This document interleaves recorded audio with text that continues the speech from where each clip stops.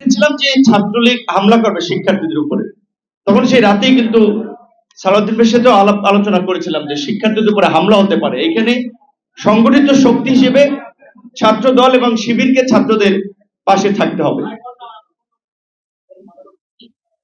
এবং সালাউদ্দিন ভাই সাথে সাথেই ছাত্র দলের সভাপতি সেক্রেটারিকে বলেছেন এবং তারাও আমাদের সাথে কথা বলেছে এবং কিভাবে শিক্ষার্থীদের পাশে থাকা যায় এবং শিক্ষার্থীদের যেন আক্রান্ত না হয়, ছাত্র দলের সহযোগিতা কিংবা শিবিরেরও সহযোগিতা আমরা আমাদের পেছন থেকে আমরা করেছিলাম। শুধুমাত্র এই একদিনের ঘটনা না, এরকম মোটামুটি যতদিন আন্দোলন চলেছে প্রত্যেকটি আন্দোলনেই আপনারা দেখেছেন হয়তো কিছু অরাজনৈতিক কিংবা সাধারণ শিক্ষার্থী নেতৃত্ব ব্যানারের সামনের দিকে ছিল, কিন্তু তাদের পেছনে তাদের আশপাশে ঢাল হয়ে রাজনৈতিক নেতৃবৃন্দ কিন্তু তাদেরকে বিভিন্নভাবে গাইড করেছে, সহযোগিতা করেছে, ঢাল হয়েছিল। এই জন্য আমরা বলছি যে যারা আসলে এই গণ অভ্যুত্থানকে যদি 10-15 দিনের আন্দোলন কিংবা 36 দিনের কোন আন্দোলন হিসেবে আখ্যায়িত করেন তাহলে এটা অনেকের প্রতি অবমূল্যায়ন করা হবে।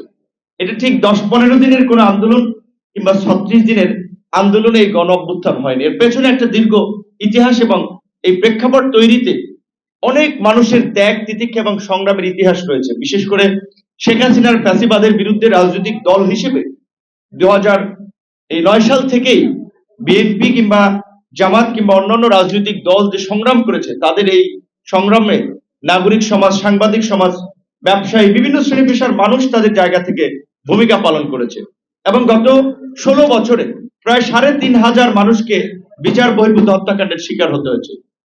6.5 শতাধিক মানুষকে গুমের শিকার হতে হয়েছে।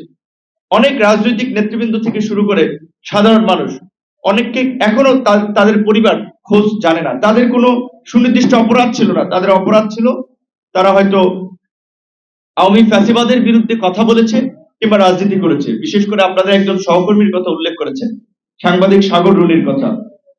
40 ঘন্টার আলটিমেটাম দিয়ে স্বরাষ্ট্রমন্ত্রী, সাবেক স্বরাষ্ট্রমন্ত্রী সারা খাতুন তিনি পৃথিবী থেকে বিদায় নিয়ে গেছেন, কিন্তু এখন পর্যন্ত সাগর রুনির হত্যাকাণ্ডের বিচার